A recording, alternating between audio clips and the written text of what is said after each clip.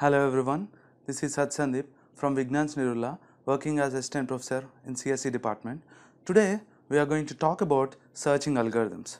So basically searching algorithms have wide variety of applications, which includes small applications like searching a given record in a database, or it can be complex as searching a person or identity of a person in a database like say Aadhaar database. So we have so many applications for search algorithms. So today we are going to see some of those search algorithms.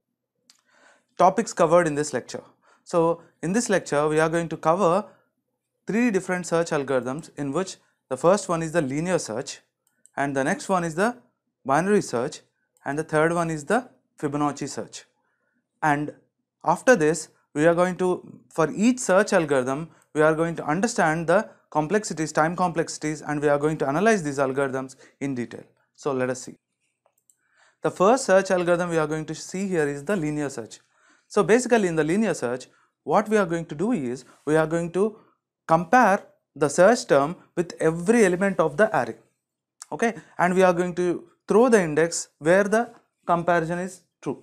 For example, here we are going to search for 33, and we are going to search all the elements until we find the 33.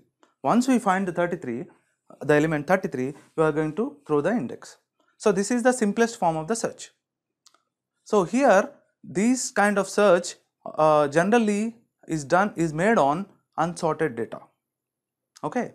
So this is not efficient for the sorted data. So we are going to see the efficiencies next. Okay, now let us talk about the linear search algorithm.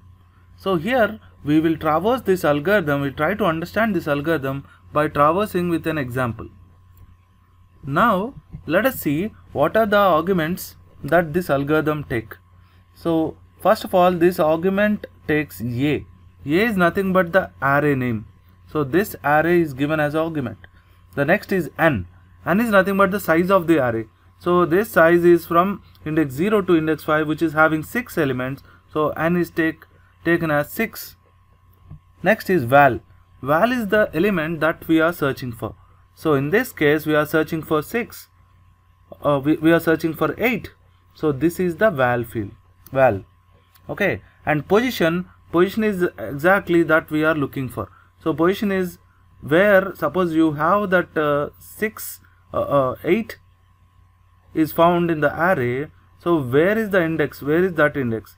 So initially this position is unknown. So now let us see the steps of this algorithm. So initially the first two steps are the initialization steps. So initially in first step we are going to put the position as -1 because it is unknown. So initially we put position as -1. Next we gonna initialize the index value I is equals to 0, okay, because we are going to start from here and go all the way up to here. So initially we start at index 0, so I is equal to 0. So now what here we are going to do is, we are going to repeat this step 4, this entire step 4 until I less than n. So initially I is 0, 0 is less than 6, yes. So now let us see what happens in the step 4. So here if a of I is equals to value, so a of I, so a of I is initially 0, a of I is 12, 12 is equals to 8, no. So now it comes out of this if condition. So it's gonna set I is equal to I plus 1. So now initially the I value is 0. So now in the next iteration I value becomes 1. Again this fourth step will be repeated because I is less than n. So now a of I, so which is 6, is less than value, less than 8. 6 is equals to 8, no. So now it comes out of if I is equal to I plus 1. So in the next iteration I value becomes 2, and again it's gonna check if a of I, which is 4, is equals to 8, no. So again I value will be incremented like this, and now this step, so a of I, which is 8, equal to value is equals to 8. So now it passes this condition. So and now what happens here is, it's gonna set position equals to I. Initially position equals to -1. So now it is set as position equals to I. I is nothing but the 3, right? So position equals to 3. And now it gonna print the position. So this position, which is 3, is printed back. So this is how you are going to have the linear search algorithm. Suppose you are searching for an element that is not at all present in the array. For example, I am searching for 13, which is not at all in the array. So in that case, it's gonna search all the elements in the step 4, and if it don't find in step 4, it comes to step 5 and it's gonna print value is not present in the array. Okay, so this is how your linear search works. Time complexities of the linear search. So when it comes to the linear search, so the time complexity depends upon number of comparisons it gonna made. Means the algorithm will make comparisons. So how many comparisons does it make to find the element means the time complexity. For example, in a best case, suppose take the best case, in a best case, the first term that we are searching, the search term is the first one that we are searching. So it have only one comparison, so that's why the time complexity becomes order of 1. The second search technique we are going to see here is the binary search. So basically in a binary search, we are going to partition the given set into 2, okay, left and right. So taking the mid element, okay, and how we are going to calculate the mid is, we are going to take the left, the low index and high index, we are going to divide it by 2, and we are going to get the mid value, and from that mid value we are going to search the element. So how it is done is, so if the element that we are going to search is equals to mid, then the search is successful. You simply give the index. Suppose if the element that we are searching is less than the index, less than the mid value, in that case, so you are going to search the left part, ignoring the right one. Next, when the value that we are searching is greater than the mid value, then we are going to search the right part, ignoring the left. So this way we are going to reduce that search time each time by half. So this brings the more efficiency towards the binary search. Let us see the binary search algorithm along with an example. So first of all, let us understand what does a binary search algorithm, what are the arguments that are necessary for a binary search algorithm. So the first argument is A. A is nothing but the array itself, and we have lower bound and upper bound, two variables. Lower bound is nothing but the starting element of the starting index of the array, and upper bound is nothing but the ending index of the array. For example, lower bound is here, it is 0, and upper bound it is 6. Next we have val. Val is nothing but the value that we are searching for. Here the value is 9. So this one we are searching for. And next comes the position. Position is nothing but where the value is. Initially it is unknown because this is what we are looking for. Okay, so let us traverse this algorithm. So in the first step, so before we go to the first step, so basically as we are using a binary search, so it must take the array in a sorted order. Okay, a binary search doesn't accept an unsorted array. So first of all, you need to sort this array. Okay, and once the array is sorted, it shows like this. Okay, now let us traverse the algorithm on this sorted array. So initially the first step is all about the initialization. So here we have 3 variables called as low and high and also mid. So let us see the initialization. Low is initialized to lower bound, which is 0, and high is initialized to upper bound, which is 6. Okay, and position is initialized to -1 because it is unknown. Next, in step 2, we are going to repeat this step 3 and 4 until low is less than or equal to high. So we are going to repeat the step 3 until low is less than or equal to high. So since low is 0, which is less than or equal to high, which is 6, so we are going to have the step 3.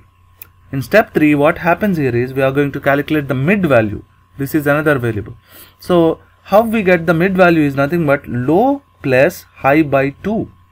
So low is here 0, 0 plus 6, which is 6, 6 by 2. So what is 6 by 2? Which is 3, right? So 3 becomes the mid value. So once you calculate mid from the step 3, you are going to execute the step 4. So what does the step 4 do is, it gonna compare this value at mid, which is 8. So A of mid, which is 8, with the value, okay, that we are searching. So is 8 equals to 9? No. So then it goes to the next if condition. If A of mid is greater than value, is 8 greater than 9? No. It goes to the else part. So what does the else part do? So the else part do is, what does the else part do is, so it reinitialize this low. Okay. So what does it do is, it put this low to mid plus 1 location. So what happens here? So set low is equal to mid plus 1. So now initially low is equals to 0, and now low becomes 4. Okay. So what here it by this what actually we want to gain is, so here we are not going to search this entire part. We are going to ignore the entire part, because we know that the element that we are looking for, which is 9, is between 8 and 14, because this is a sorted array. We are going to completely ignore this. Okay. This way we are going to reduce the search time each time by half. Okay. So this is the major advantage of binary search than the linear search. So let us traverse this. Okay, we have low here and high here. So since low is less than high, so now we are going to execute step 3. So what is step 3? So we are going to calculate mid, so which is low plus high by 2, so which is 4 plus 6 by 2, which is 10 by 2, which is 5. So 5 is the mid value, current mid value. So now what we are going to do? We are going to check whether the element at the mid is equivalent to the value that we are searching for. So the element, what is this? So A of mid is equals to value. So A of mid, which is 12, is equals to 9? No. So we go to the next if condition. If A of mid is greater than value, A of mid is 12, is greater than 9, this time it is yes. So in this case we are going to execute this if condition. What happens here? Now we are going to move this high to mid minus 1 location. Okay, simply the opposite of what we have done here. Okay, so here we are going to set high to mid minus 1 location. So what is mid here? 5. So mid minus 1 means 5 minus 1 is 4. So we are going to set high to 4, index 4. Okay, so we are going to set high to 4. And now here, since low is less than or equal to, here it is less than or equal to high. Okay, that's why here also the step can be executed. So again we are going to calculate mid, which is 4 plus 4 by 2, which is 8 by 2, which is 4. So this mid is 4. So here low and high is mid, and all these three are pointing to the same 4. So now we won't bother about low and high, we are mostly interested towards mid, right? So now we are going to execute step 4. So what is that? If A of mid is equals to value or not. If A of mid, which is 9, is equals to value, yes. So this time we find the search element. Okay, so if these two are equal, so now what we are going to do? We are going to print the position. So initially we take the position. Position is nothing but mid. What is mid pointing to? 4. So your position is nothing but 4, right? And we are going to print that position. So this is how your binary search takes the data and it's gonna search the data. So each time you are going to partition the array to half, to 1/4, to 1/1/4. So your search time will be reduced. And here, if position is still -1 in step 5, what does it mean is, so you search the entire array and still the position is -1. So it means that the element is not in the array. When it comes to the complexities of the binary search, so binary search each time, suppose if the mid element in a best case, so the mid element is the element that we are going to search, so it takes order of 1. Simply when you calculate the mid and you are going to compare with the mid value, and if it is equal, so the search is successful. So it takes only order of 1. Okay. So in a worst case, so where the element is not in the mid, so what you are going to do is, every time you are going to make the search, suppose take the mid, and you are going to compare with the element. If it is less, you are going to take the left and ignoring the right. So every time you are going to ignore half, first of all half, and next 1/4, and next 1/8. So this way, so the time complex, the ignorance part is here goes exponentially, you are going to ignore. Okay. So here when something goes exponential, so the time complexity becomes logarithmic. So here the time complexity of this sorting algorithm is order of log n. The time complexity of this sorting algorithm is order of log n. Next comes the Fibonacci search. So basically, first of all, try to understand what is a Fibonacci series.